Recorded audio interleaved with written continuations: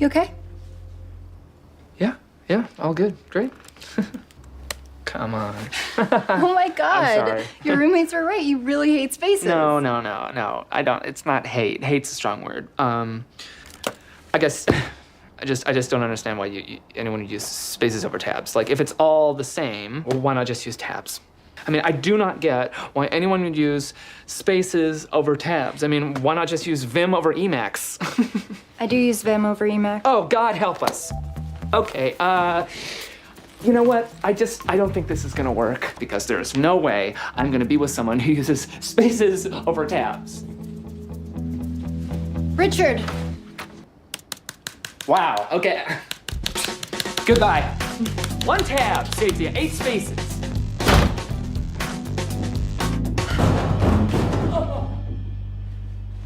Oh my god. Richard, what happened? I just tried to go down the stairs 8 steps at a time. See you around, Richard. Just making a point.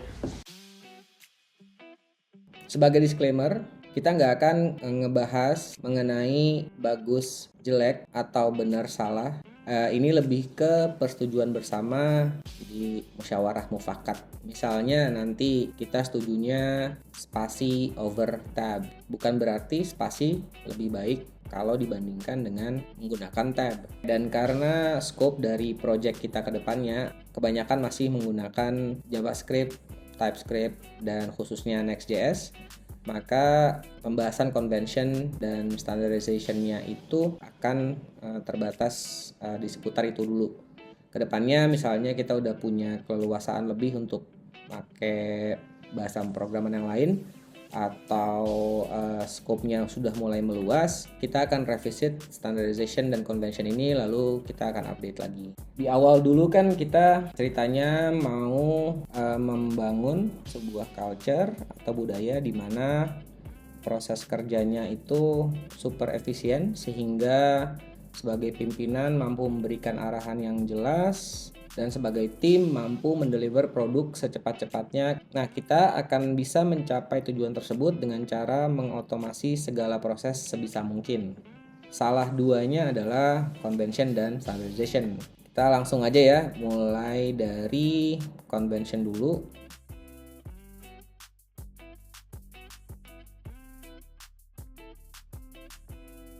Alright. Pertama kita kasih judul naming singular form. Misalkan kita lagi bikin variabel, nama function, sampai ke table atau endpoint, selalu gunakan singular form. Mungkin banyak yang nggak setuju ya, karena banyak framework yang by default itu dia plural. Dan gue juga paham dasar pengambilan keputusannya kenapa akhirnya dipilihnya itu by default plural. Namun setelah beberapa lama make convention plural ini, gue sering nemuin kesulitan khususnya untuk kata-kata yang localized. Contoh kayak misalnya kelurahan gitu. Plural formnya apa dong? Masa kelurahan? Terus atau kayak mouse, pluralnya mice. Man, M-A-N, pluralnya men. Jadi apa ya, nggak konsisten lah. Sedangkan ini adalah bagian tersimpel dari sebuah kerjaan kan, which is namain sesuatu.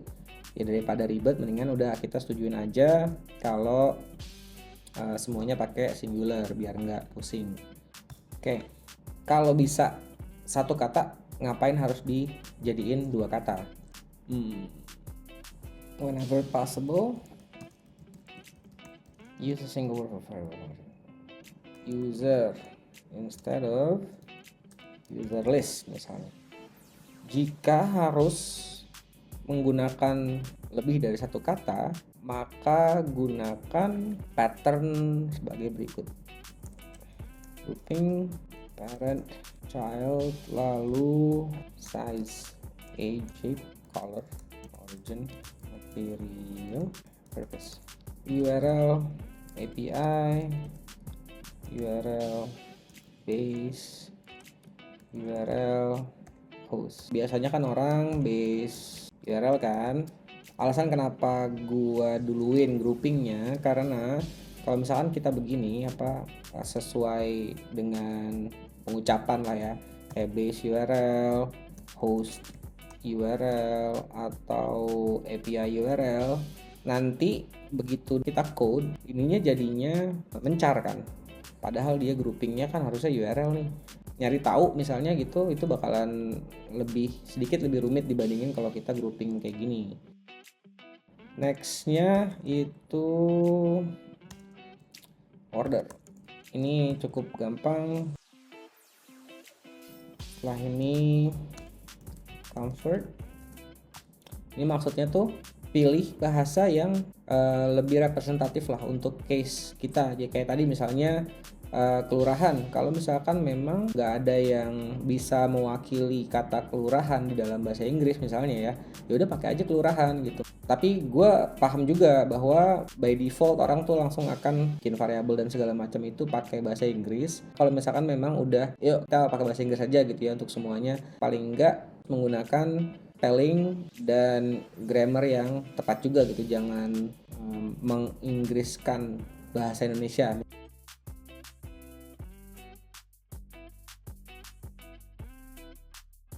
Lalu nextnya case.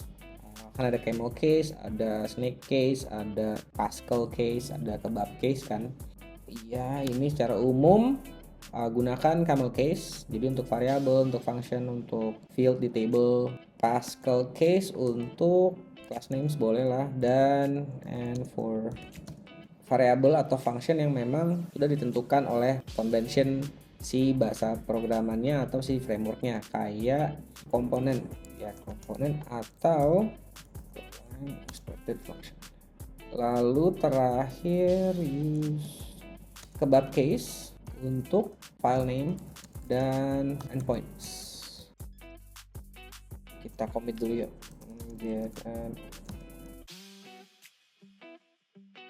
Convention untuk API.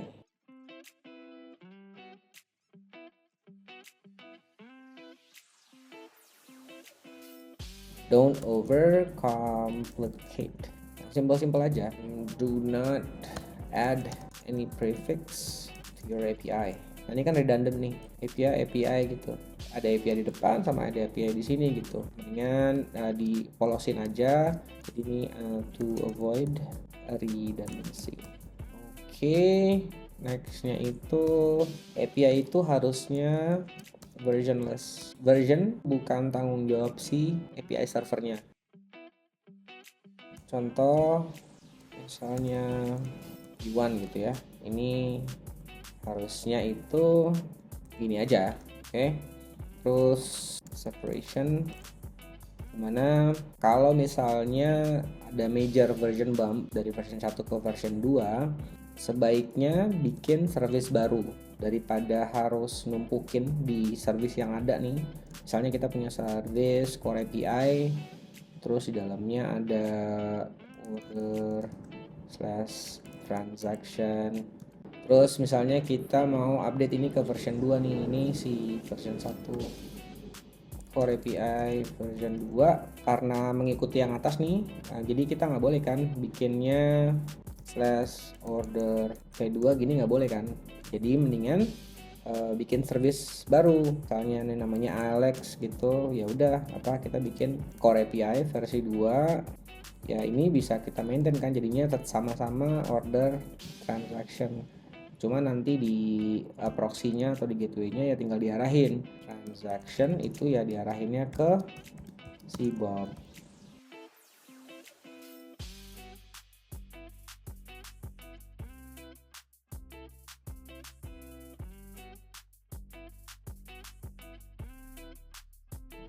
Linter, Yaslint di Airbnb. Terus ada beberapa override. Gua no semicolon, imports order. Jadi pertama yang built-in dulu, terus habis itu eksternal, terus habis itu parent, habis itu sibling, habis itu index, habis itu object, baru type. No param reassign.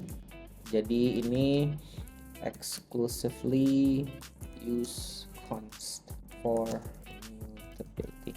Lalu no any space over tab. and then set to auto format on save or on paste. Jadi kita nggak usah mikirin lagi. Next, containerization. Harus ada dockernya. Should have a docker file for production and then for compose for development. Ini multi-stage. Ini pun multi-stage. Jadi kalau misalnya kita run something di local kan, kita biasanya step satunya adalah dia install base dependencies, which is ini si Node.js-nya, Node.js misalnya versi 20 katakanlah gitu ya. Habis itu dia install project dependencies kan. Lalu habis itu baru run the project. Itu nah kalau misalnya production dia di sini build dulu sebelum projectnya di run gitulah. Nah step ini kita pecah jadi stages kalau di Docker supaya image-nya tuh nggak jadi gede lah. Nah kalau kita ngikutin ini artinya base-nya itu misalkan ini gitu ya, as kita kasih alias base. Step 2-nya project dependencies. Nah di sini isinya itu si pnpm install. Step 3-nya copy from dependencies. Jadi kita copy nih yang udah diinstall di sini. Baru habis itu build lah. Hasil build ini itu kita copy lagi ke sini. Jadi ya misalnya des atau kalau next.js.next. Baru habis itu run lah si projectnya. Jadi basically si Docker file ini isinya itu adalah hal-hal yang normally kita lakuin manual. Nah ini salah satu otomasi yang bisa kita lakuin di workflow kita. Lagi-lagi gue ingetin ya kalau misalnya memang udah di set untuk pakai Docker, mohon ketika development ya pakai Docker juga. Nah kenapa gue pakai Docker Compose? Karena gue butuh hot reloadnya. Kalau nggak pakai hot reload, artinya setiap kali kita edit kita harus build ulang kan. Nah itu kan nggak efisien lah. Service name. Jadi ini gue taruh dalam folder yang nama foldernya .docker files.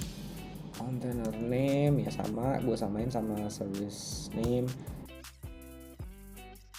Ini itu artinya yang bagian ini di host, yang bagian ini di dalam kontainer. Jadi kita biasanya ngedefine kan work dir-nya. Nah, kalau misalkan di sini tulisnya nganu gitu ya, ya ini volume-nya artinya harus dinganuin juga gitu. Supaya changes itu akan ke-reflect di dalam. Perlu define juga network karena ada kemungkinan kita bakal nge-run lebih dari satu project kan. Nah, mereka berdua harus bisa komunikasi tuh. Udah, ini usually struktur standarnya dan ini harus ada di setiap projectnya kita. Strukturnya itu adalah nah ini build ini yang bakalan ke-trigger ketika deployment. Setelah ini kita bahas mengenai project structure.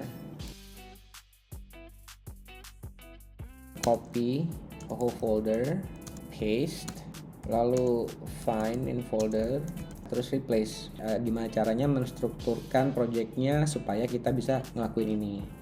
Oke, general structure-nya di root folder itu ada build folder buat konfigurasi files untuk deployment nanti.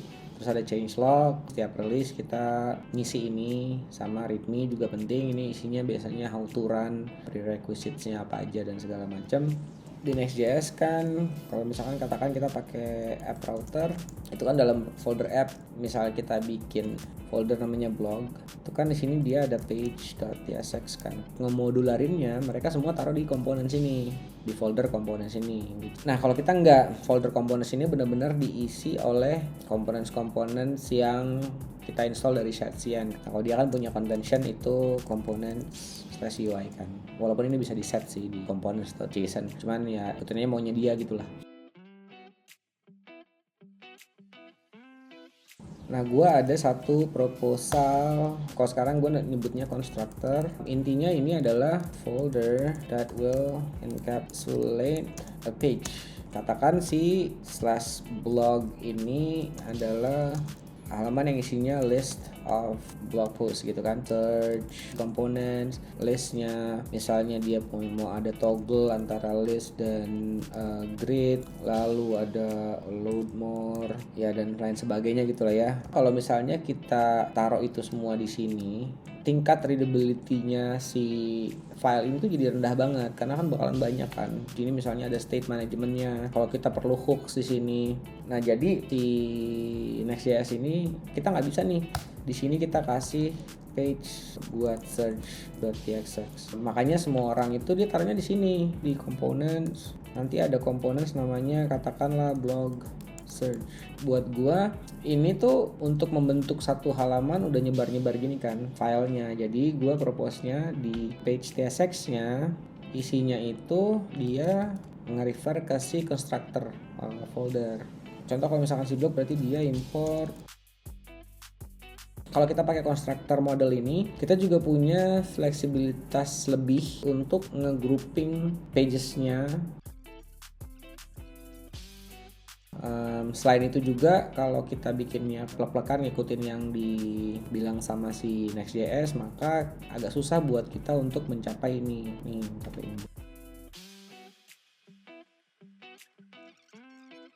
Nah, kalau udah kayak gini, artinya kan kalau misalkan selain blog post, kita juga mau misalnya apa? News yang isinya list of news gitu ya. Ya udah, gue tinggal copy satu folder ini, gue paste. Ini tinggal gue ganti kan ke news. Lalu gue tinggal search folder ini, udah langsung keganti kan semua. Nah, terakhir setelah constructor, gue propose folder yang namanya services. Intinya si folder services ini adalah folder yang berisi business logic. Semua yang sifatnya logic dan processing itu kita taruh di services ini. Jadi adapter ini segala hal yang sifatnya external communication atau external abstraction, hooks kita taruh di sini juga. Nah, interface ini adalah yang menghubungkan antara adapter dan komponen yang nanti make. Lalu tools, folder ini isinya ya common functions. Lanjut ya. Dengan branching model, gue bakalan langsung aja ke trunk based development characteristic. Jadi cuma ada satu branch called main. Lalu kalau misalnya ada pengerjaan, branching outnya menggunakan release branch. Jadi dia biasanya gini, release feature name atau release major minor fix. Ini version ya nanti when releasing. Jadi kalau misalnya udah selesai kerjaannya, terus udah di review, udah di merge, maka harus dikasih tag. Breakdown workflow-nya sehari-harinya itu kayak gini. Initially create new repository, lalu kita clone, terus lalu start your day, mulailah harimu dengan senyuman. Nah, joking aside, start your day dengan main branch checkout. Terus abis itu kita fetch and pull. Kenapa begini? Karena bisa aja kan tadi malam misalnya ada temen yang baru release kah. Jadi kalau misalnya kita nggak check out ke main dulu, nanti bakalan bentrok kan. Untuk menghindari kayak gitu ya mendingan kita check out dulu lalu kita fetch and pull. Setelah itu kalau misalnya ini fitur baru atau release baru, kita get check out min b. Ini artinya bikin branch baru dengan nama ini release slash katakanlah kita lagi ngerjain fitur pertama 010, atau kita bisa juga tadi di atas nama fiturnya misalnya login. Terus maka setelahnya kita check out ke branch tersebut. Nah, kalau misalnya ada perubahan di main branch, maka setelah kita check out ini kita merge dari main. Jadi git merge main supaya changes yang tadi itu ketarik juga ke sini. Baru deh start working. Kerjain satu hal dulu. Nah, begitu selesai langsung di commit. Commit messages should be meaningful and descriptive. Convention gua itu pakai first beam. Yang agak perlu diingat itu adalah ini nanti dibaca aja. Sama yang buat gua agak penting itu adalah si imperative mood-nya dia nih. Mana ya? Spoken or written as if giving a command. Gua coba predefine si imperative mood tadi biar bisa jadi template. Add, fix, update, remove, improve. Update ini gue pakai modify, improve enggak, masuknya ke modify, doc test, build core enggak, udah gini. Untuk mengawali semua commit message gue. Mungkin tadi udah ada beberapa yang gue contohin kan ya secara nggak langsung ketika gue commit gitu. Lalu followed by a space and then a short description of the commit. Kalau udah dirasa selesai kerjaannya, kita push ke origin. Create the pull request dengan release login branch as the source to the main branch as the destination. Create a pull request, lalu assign a reviewer, merge the pull request, terus jangan lupa delete release login branch. Jadi di origin itu hanya boleh main aja yang ada terus dan tagsnya. Branch lain kalau bisa jangan lama-lama lah di atas. There's requirement and then semantic versioning. Jadi ya simple aja. Major tuh biasanya kayak ganti main framework misalnya atau a totally new API series misalnya gitu. Minor kalau gue bilangnya ini fitur level. Jadi setiap kali ada fitur baru. Jadi misalkan gini 020 ini artinya udah ada 2 fitur yang masuk gitu ya. Nah terus kalau misalkan tiba-tiba ada 021 ini artinya ketemu satu error di fitur 2 gitulah. Jadi yang bagian belakang ini menandakan fix untuk yang tengah. Jadi biar lebih gampang dimengerti juga. Oke, habis ini kita mau praktekin nih dari pertama kali sampai akhirnya dirilis. New repository udah, clone juga udah kita clone. Jadi ceritanya ini my start of the day. Gue check out, habis itu fetch and pull. Oke, karena nggak ada changes, nah kita create new branch. Soalnya kita rencana bakalan nge-add things to do. Lalu dibilang apa, start working. Kita commit. Terus ada satu to do lagi mungkin yang bisa kita tambahin di general convention ini. Nah, ini udah selesai 2. Oke, sekarang kita push your finish work to the remote repository. Nah ceritanya gue akan bikin pull request, source-nya release to do, destination-nya main. Nah, katakanlah si reviewernya siapa, dia bakalan ngecek. Nah kalau udah selesai di merge pull requestnya, confirm merge, new release. Targetnya itu commits yang tadi kita create tagnya, lalu kita publish. Udah versi 010 udah kita rilis. Kok ini belum bisa sih? Nah ini bisa kita jadiin contoh nih untuk hotfix. Kita bakalan check out minbear release 011 fix dari versi 01. Add commit fix branching model to do.